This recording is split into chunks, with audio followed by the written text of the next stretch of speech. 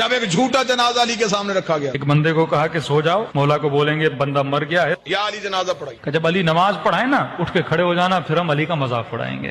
مسلمان شرارتیں نہیں چھوڑتا. تو ایک بندہ لیٹ گیا, جنازہ پڑھانے سے پہلے ہی علی نے کہا کون ہے اس کا جنازہ لے کے؟ یا علی ہمارا دوست تھا بیچارہ, اس کا انتقال ہو گیا ہے. امام نے کہا دیکھو کسی اور سے پڑھا لو, علی سے نہ پڑھاؤ. کہا نہیں یا علی آپ ہی پڑھائیں, نبی کے صحابی ہیں, آپ کا درجہ آپ کا مقام. کہا دیکھو پھر کہہ رہا ہوں مجھ سے نہ پڑھاؤ, کیونکہ میں جب نیت کروں گا تو نیت یہی کروں گا نماز جنازہ پڑھا رہا ہوں. بہرحال انہوں نے اصرار کیا, مولا علی آ گئے. امام نے نیت کی, نماز جنازہ کی اور نماز پڑھانا شروع کر دی. یہ اس انتظار میں تھے ابھی اٹھے گا ابھی اٹھے گا. نماز ختم ہو گئی, اٹھائی نہیں. اور ایک جناب آگے بڑھا اور اس کو اٹھانے کی کوشش کی, بھائی اٹھ جاؤ نماز ختم ہو گئی, کہیں تجھے نیند تو نہیں آ گئی. علی مسکرائی, علی نے مصلی چھوڑ کے کہا صرف مرا ہی نہیں ہے, قیامت والے دن ہر کوئی اٹھے گا, یہ پھر بھی نہیں اٹھے گا. مولا یہ کیوں نہیں اٹھے گا؟ فرمایا اس کا بدن نہیں مرا, اس کی روح ہی مر گئی.